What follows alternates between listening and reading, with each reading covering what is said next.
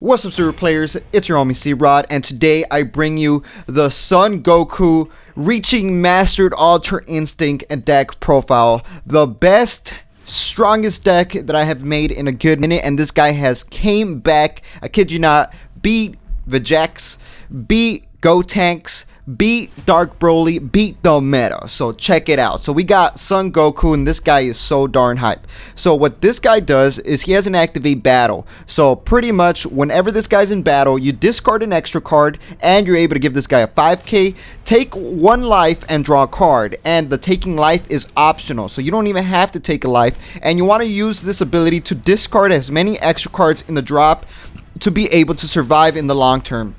And that is what he does when he is unawakened. And then you are able to activate your awakening with a Surge Awakening, where you get 2 cards from your hand, place them under them, and then you're able to draw 3 cards and restand 1 of your energies. You do have to place 1 red card and 1 blue card to go into the Beast of the Beast Ultra Instinct Son Goku Limit Surpassed. Now this guy right here, he has an activate main / battle that once per turn you could detach 1 of the cards that you stacked under it, and you're able to choose between 2 abilities, which makes this guy so darn powerful. One ability is pretty darn broken, where you're able to detach a card, draw 1, and look at your opponent's hand and choose 1 card that's in their hand that's an extra card or a battle card with 35k power or less, and place it in their drop area. So that right there is key to be able to use tactics to be able to kill your opponent after you saw what he has in his hand. And you can only use that ability if you have a Universe 7 on the field. And the other ability is pretty darn strong as well, where you could detach and then get up to 3 different extra cards that are dual color from your drop or warp back to your hand, and we're going to be getting the right extra cards to kill our opponent, obviously. So that is the leader, and that's pretty darn busted. So first things first, we're going to be talking about the Tournament of Power Arena, which is one of the best cards in this entire deck. You want to play it out turn 1, turn 2, and when you bring it out, you're able to activate the field card every turn, and you're able to look at the top 3 cards from the top of your deck and organize them and choose to put some on the top or in the bottom. And if you don't even like any of the 3 cards, you could just place them all at the bottom of the deck. So this is key to be able to organize your cards, so you know what you're going to draw next and you know how to obliterate your opponent. So we have 4 of these. You want to play it out, and on top of that, all your dual color cards could now be thrown in active mode as energy when this guy's on the field. And since it's a blue card, you want to play it out turn 1, so you want to throw out a blue energy. So we run quite a bit of blue cards in here. So we got Senzu Bean in here as well. Senzu Bean is a blue card that's able to give 5k power to a card and restand 2 of your energies back to active mode.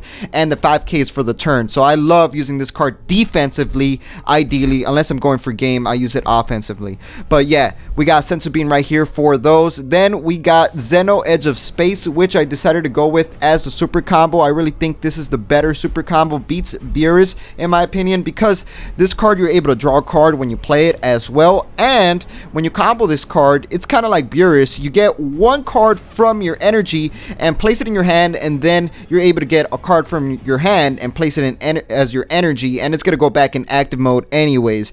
But you do have to be at 5 lives or less, but it's okay since you're able to self-awaken relatively easy with your activate battle when your leader's unawakened. So yeah, we're running 4 of these. So we need some more blue cards to make it consistent. Then you throw out Tournament of Power Arena, right? So we got Android 18 Steadfast Technique. This card's actually saved me against Gotenks and Vegeks, because this card, if you have a situation where you happen to have a lot of extra cards in your hand and you're gonna die because you just can't combo them, this card actually allows you to survive by discarding the extra card. You're able to give her a 6k boost, making your combo 1100 combo, allowing you to survive, and also place extra cards in the drop to utilize your big boss card, which I will show you at the very end. So that's another blue card. Then we have Master Roshi Universe 7 United, which is another Universe 7 card and a blue card, and it's a negate. So when your opponent attacks, you negate and you bring them out onto the field, allowing you to have a Universe 7 on the field to be able to utilize your awakened leader's ability to see your opponent's hand. So we have just 2 of those, and then obviously the best negate for the blue, but we are not running a lot of these. We're going to run Dimension Magic. So this card is a negate that restands 2 of your blue energies back to active mode, allowing you to restand the dual color cards to be able to utilize the Invoker ability and spam out the extra cards. So those are all the blue cards in the deck, and I found it very consistent with just these amount and this ratio right here of blue cards, because ideally you want to mulligan hard for Tournament of Power Arena. So now let's go into the dual color. So we got SSB Vegeta Inspired Technique, which is honestly the whole point of the deck. You want to bring it out turn 3, so you want to mulligan hard for this card and maybe throw it out as energy and get it back to your hand with the Zeno Super Combo. So you always want to have 2 of these at your disposal at all times. One on the field and 1 in your hand, just in case they remove it, because this guy has barrier and deflect, so it's going to be very hard to remove, but sometimes your opponent has the skills to actually kill it.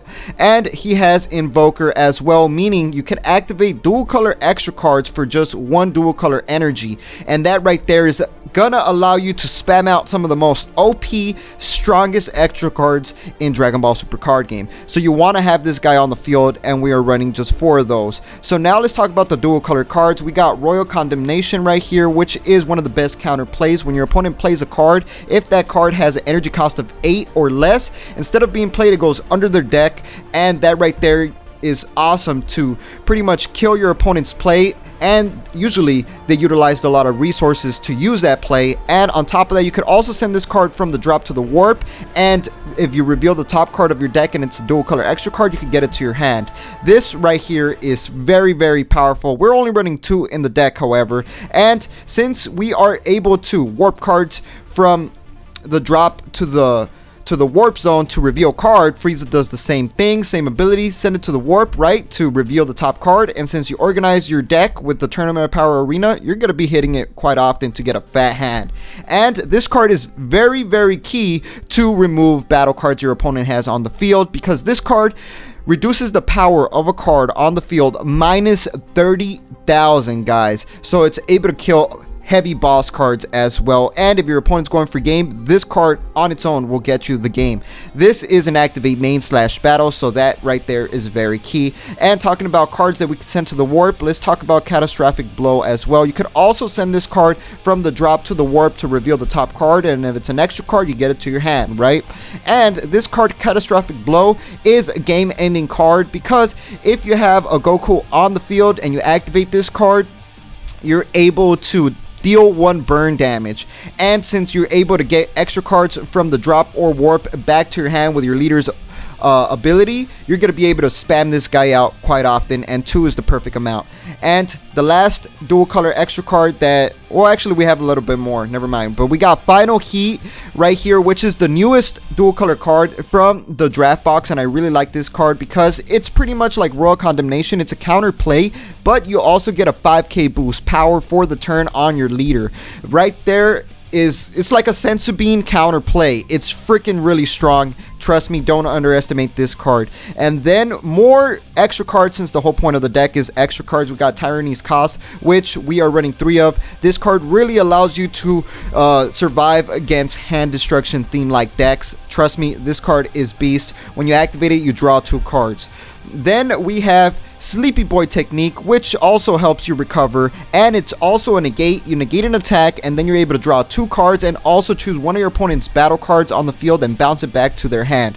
One well-placed Sleepy Boy Technique could get you a game. It's gotten me a lot of games. Then the last dual color card is We're in This Together, and this is honestly one of the best dual color cards in the entire deck, in my opinion, because you're able to activate it for just 1 dual color energy. Obviously, if you have Super Saiyan Blue Vegeta on the field, and this card KOs everything your opponent has on the field that's 25k power or less. It's like a big old nuke to your opponent's face. And on top of that, if it's in the drop area, you're able to get it back to your hand for 1 red energy, and that right there is very, very key, so you can activate your awakening ability. So that right there is pretty darn cool. Sorry about the technical issue, but we're back. So let's continue the deck with Super Saiyan Vegeta Blast Barrage. So this guy is a negate that comes out onto the field, and it only costs 1 red energy to bring him out if you happen to have 4 or more dual color cards in the drop area, which you should easily have.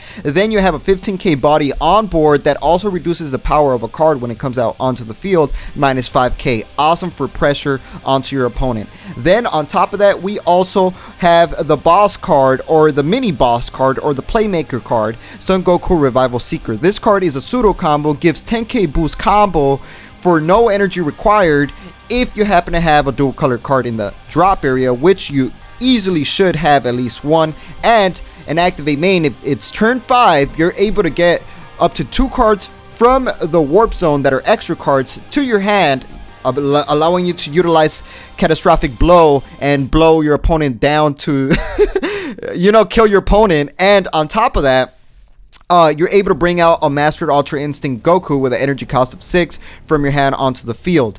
And that's going to be one of the boss cards, which happens to be Ultra Instinct Son Goku Energy Explosion, which if you have it in your hand, bring it out onto the field. He gets 3 energies back to active mode in essence, because you're able to switch cards from your drop and your energy and get energy back. And on top of that, you want to make sure that you have Royal Condemnation or a counter placed to make sure that this guy doesn't get KO'd. And once this guy's on the field, he has a auto that when your opponent loses a life, this guy deals an additional burn damage. So if you combine this card with Catastrophic Blow, that's 2 lives, and you could burn your opponent down. So you always want to pressure down your opponent. And if you cannot kill them by reducing their life down, you have the boss card, Ultra Instinct Son Goku right here. Vegeta Apex of Power, Secret Rare, Victory Strike. If you bring him out turn 5, you need to have 5 or more extra cards that are dual color in the drop area. He comes out onto the field. He nullifies everything other than extra cards, but that's why your leader is able to snatch extra cards away, so you're able to make sure that they don't have a negate to stop the Son Goku and Vegeta Apex of Power. Victory Strike, super combos out of the picture. Nothing works, only extra cards until it's the end of their turn, the next turn. So this guy is just gonna come in and one strike kill your opponent. And that's gonna be the Goku deck. I have gameplay footage. I'll probably drop that eventually sometime in the next couple days, so definitely stay tuned for that. You guys could see the deck really triumph and beat all the meta decks. So if you guys like this Goku deck, make sure to subscribe, hit that like, let me know in the comment section what other deck profiles you guys would love to see in the channel. And I always throw my own unique spice build. I playtest the deck a lot until I feel it's ready to showcase. So without further ado, that's gonna be the end of the video, and like we always say, y'all stay super.